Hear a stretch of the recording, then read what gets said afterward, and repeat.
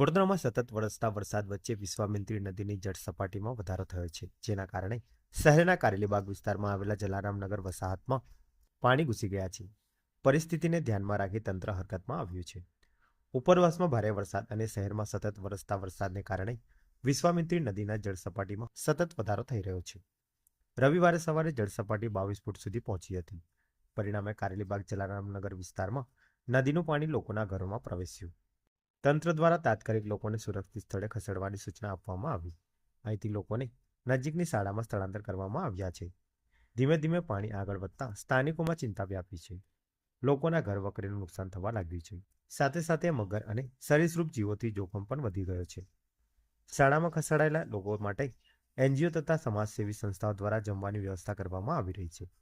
વિશ્વામિત્રી નદીમાં વધતી જળ સપાટી વડોદરાવાસીઓને ચિંતિત કરી રહી છે. આગામી કલાકોમાં નદીના સ્તરમાં વધુ વધારો થશે કે કેમ તે જોવું મહત્વનું બન્યું છે.